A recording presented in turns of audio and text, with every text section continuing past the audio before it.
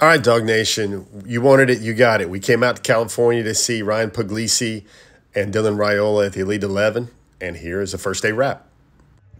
Dog Nation's Jeff Sentell here at the Elite 11 in Redondo Union High School, Redondo Beach, California. First guy up here is Dylan Raiola. Dylan Raiola, you see him warming up. He was mic'd up for the first day of the Elite 11.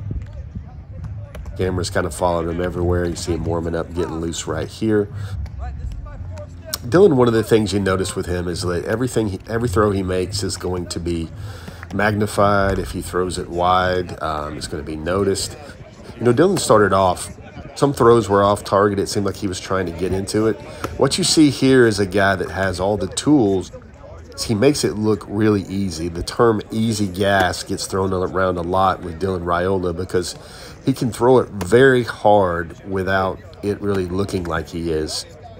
You see here a couple reps here to Jeremiah Smith. That's the Ohio State commitment right there. Dylan told me Wednesday night that probably the biggest remaining work left in the class for him, main priority would be to flip Jeremiah Smith from Ohio State. You see here, just letting that ball get out there. He puts it on guys really fast, and it doesn't really look like he's trying. There's a lot of mechanics, a lot of teaching at work here. Look at him just spot that ball down here. And now here's a good look at Ryan Puglisi. So Ryan, this is a drill, a lot of drills where, like, one of the things you saw with Ryan is it really jumps out of his hand. Probably when he gets to Georgia, I think the first thing they're going to have to work on, or just maybe put in his ear, is every ball does not have to be a Rip City ball. I mean, the ball flies out of his hands, but I think his development when he gets to Georgia is the coaches will know that he can rip it. They know he can put it on guys. They know he can get the ball there before the DB reacts. But what they want to see is they want to see him put the ball on guys where it's catchable, put the ball on guys where they don't have to slow down to go get it, where basically he's throwing guys open and the receiver doesn't have to adjust a lot to it. That, to me, would be his big developmental playing at Georgia. But you see, big guy, big athlete. We had some pictures of them together side by side, and, man, they both are pretty similar. They're both 6'3", 220. One of the things I think people don't really understand about Puglisi is he's a heck of a baseball player. He can throw the ball 73 yards. He's got a 93-mile-an-hour fastball. Great athlete. I think he had like 15 rushing touchdowns last year in a private school league that I don't think he gets enough credit for. I don't think that's Georgia high school football level he's competing in. But what's happening here is you see him with a lot of placement guys, a lot of fifth-year high school seniors guys, a lot of guys that are +1 before they go into post-grad years, before they go play college football. This is one of those drills that I think really magnified a lot of them. Both of them have these crazy arms, but they can't really just let it go. You see him working. I think Raiola started out struggling, maybe throwing to his left early, but he was throwing a lot of those layered passes really well. They were trying to put the ball on guys. You see some passes that they don't complete here. You see some passes that weren't their best throws, but I try to include a mix of what each guys can do well, how the ball jumps out of their hands. The other thing I want to share is, like, it was not purposeful. It wasn't scripted, but Raiola wore number 1. Puglisi wore number 2. And in a lot of drills, back-to-back, they're going right after one another.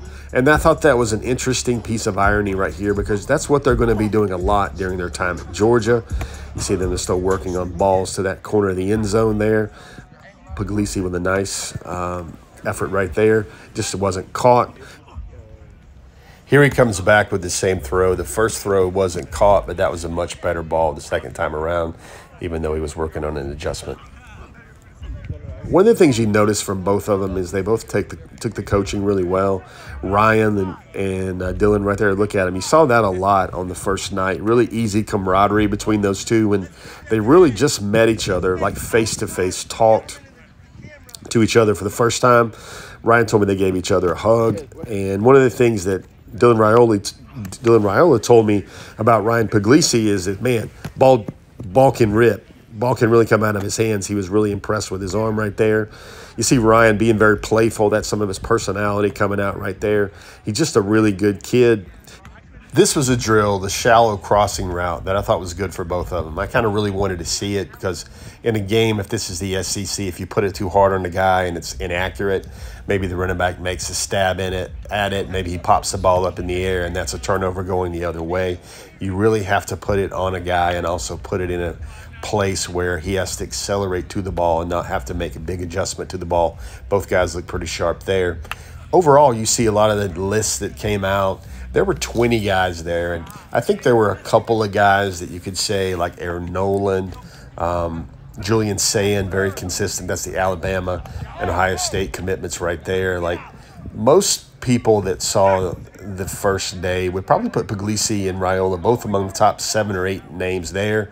24/7 Sports had Raiola as their alpha. That meant he was their top quarterback after the first day. On3 had Puglisi number 6 in their rankings, and Raiola followed at number 8 for the day. You see these drills right here. This is the rail shot where you absolutely have to rip the ball. It can't be low. It has to be head, neck, above.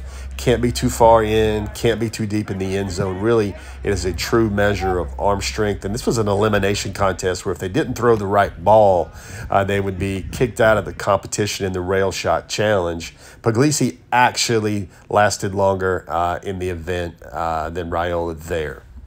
All in all, you got the two guys right there. I thought it was a pretty good first day for both of them. I think Dog fans will be really pleased with what they will both have in Athens. And that's a good thought, a good overview, a good view from the first day of the Elite 11 from DawgNation.com.